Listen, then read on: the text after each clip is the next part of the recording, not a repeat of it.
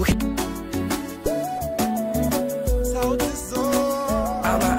a gentleman.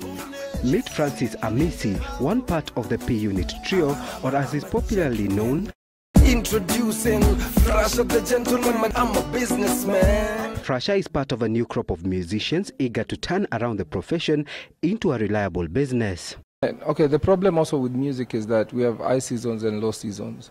On a low season, a month, I'll put it at around 300,000 on a low season. But on a high season, you can make $1 million in a month.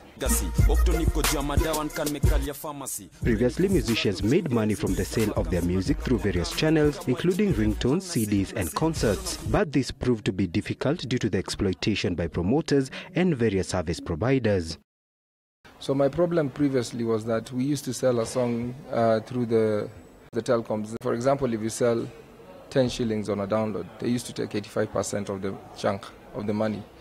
They take 8 shillings and 50 cents. So you're left with 1 shilling and 50 cents to share with the person who provides content. This one, a good one. There is, however, hope for musicians with the ongoing reforms within the Music Copyright Society of Kenya, MCSK, which is now collecting well over 260 million shillings per year, a factor that has seen the highest paid artists collecting over 1 million shillings every 3 months. Previously, there were disputes within MCSK with older artists whose music was no longer played on television, radio, and in matatus, getting the lion's share of the payments. But right now, us guys who are being played are getting paid pretty good amounts, and we welcome the scientific way of distribution in MCSK, because right now, if your music is played on radio, there's a scientific way of getting to know if your music is being played, and you getting paid through it. In addition to the Music Society, musicians are now turning to technology to enable them earn more from downloads, especially by mobile phone users. It's hard to compete with pirates on a paid service. I mean, that's the problem we had. So prior to us coming into the picture, you know, many artists were trying to push out CDs or, you know, find different ways of people paying for their music, but they didn't really earn any money on it. They earn money on concerts. That's, you know, that's where there's a lot of money. The one gadget that everybody uses is the phone. And so you want your emails, you want your music, you want everything in your phone. So the scratch card was one way of getting your music onto your phones. And it's a very simple way. So it's another revenue stream.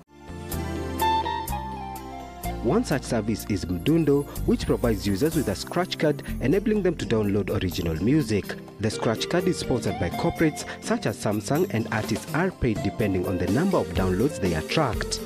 It's been a learning process for artists. Previously, making one CD used to cost us 1,000 shillings. Once you get 1,000 shillings going to the guy who's making the CD, for you to start selling, you'll start selling at 1,500, which is very costly for an average guy.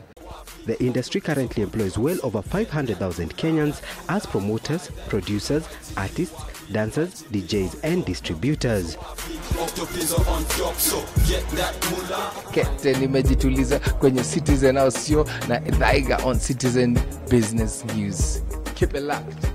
You guys, this one a good one.